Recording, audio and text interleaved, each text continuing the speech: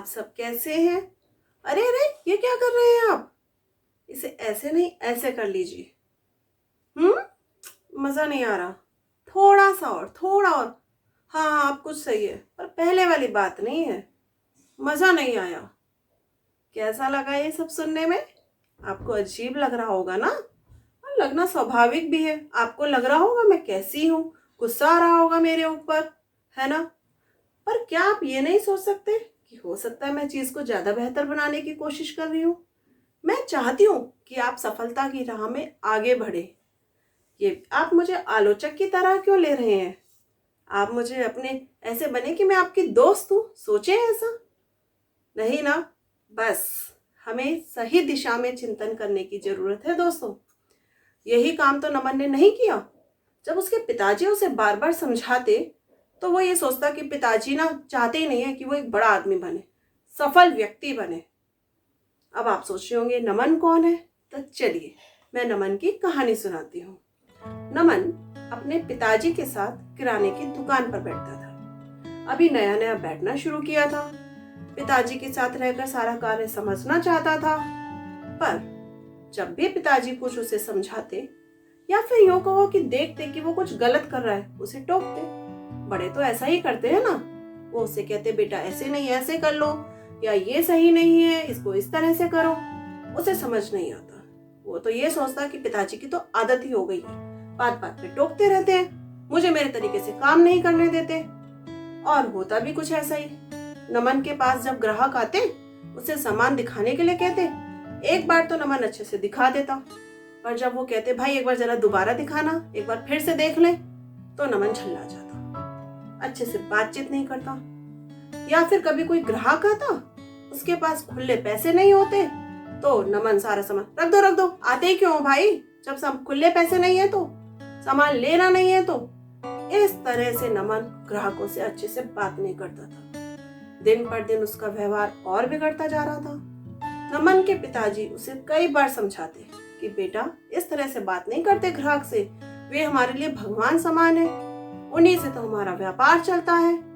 पर नमन इधर से सुनता और इधर से बाहर निकाल देता। और कभी कभी तो वो अपने पिताजी से उल्टा जवाब दे देता, आप चुप रहिए पिताजी, अब मुझे ये दुकान संभालनी है, मुझे ये कार्य करना है।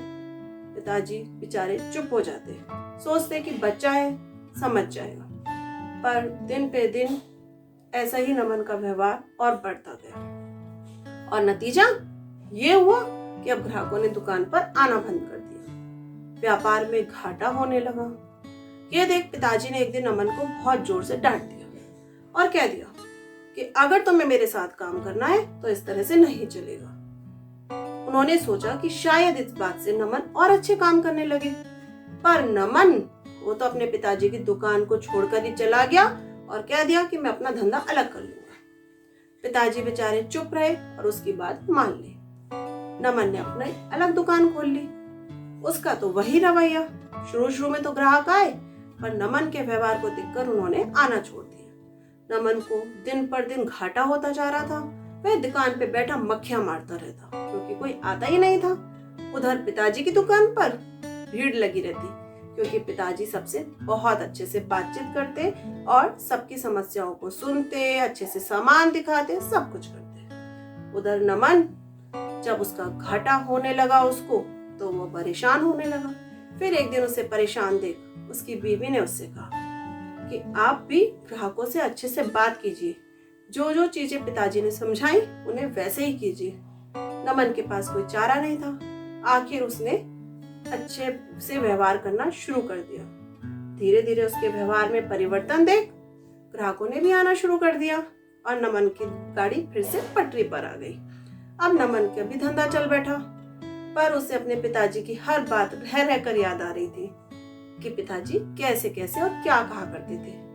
एक दिन मन पक्का कर मैं अपने पिताजी के पास गया और उनसे अपने किए की माफी मांगी। पिताजी थे सो मान गए। उन्होंने कहा चलो देर आए दुरुस्त आए, तुम्हें समझ में तो आया मैं क्यों कहता था ऐसे।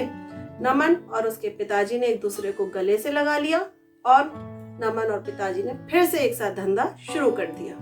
तो देखा दोस्तों आपने, नमन को तो समझ में आ गया कि उसके पिताजी उसके आलोचक नहीं थे, उसको आगे बढ़ते देखना चाहते थे, इसलिए उसे बात बात पर टोकते थे। पर आप ये चीजें ना भूलना, फैसला हमारे हाथ में होता है कि अगर कोई हमें समझाता है, कमी निकालता है, तो हमें उसे कैसे ले, उसको कमी माने या अपनी कमियों को दूर करने की कोशिश करें। तो अब आप क्या करेंगे? बस सही दिशा में चिंतन करेंगे। धन्यवाद।